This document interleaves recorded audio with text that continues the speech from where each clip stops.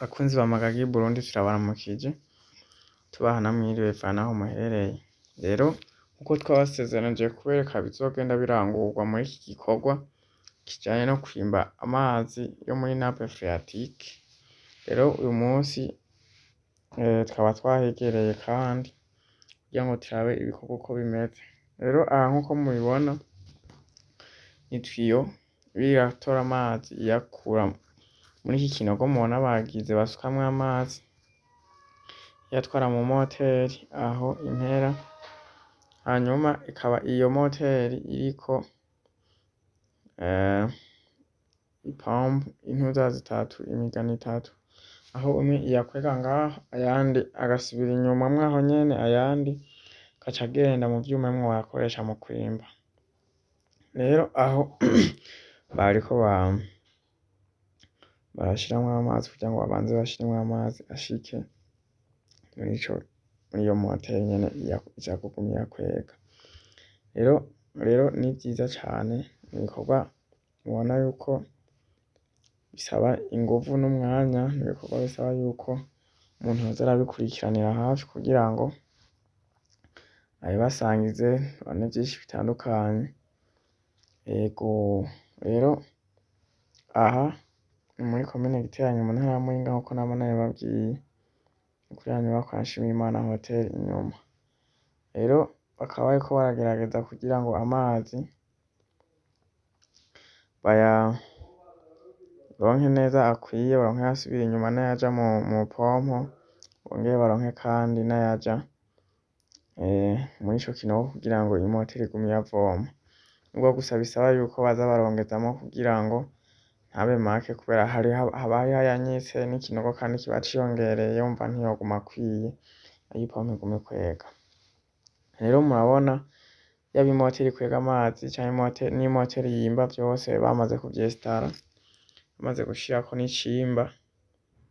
Murabona yuko bafise ivyuma bafatisha, aha barafise ikimeze nk'isupana bafatisha kugira ngo ntikimanuke kuko n'ivyuma biremereye gose n'urundi batangiriza. Ivyo vyose iyo bahejeje kubigira rero baca babikurako kugira ngo umu operateur akore akazi kiwe ko kugituruna, kuko amaze kukimanura ico akora aragira aho hari intuze afyondako ikora ibijanye na rotation kugira ngo iyo tibe basizemwo na kirya kintu cabo baba basizemwo cimba gitangure citurune cimba kigenda mu kuzimu.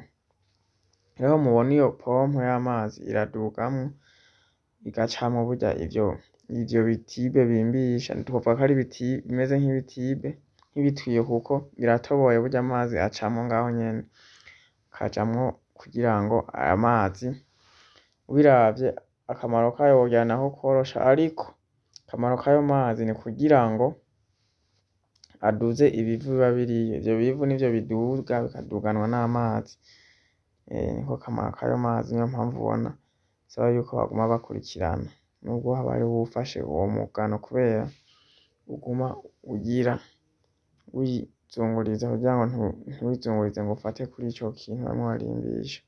Rero bakunzi bacu nkuko twabibasezeranije namwe kandi mugakomeza kubana natwe, ibiganiro vyacu nakagaruka nzomeza kubereka kugera aho amazi bazoba bayashikiriye vyose na vyose gushika banayasize banakoresheje n'ivyo yagenewe gukora.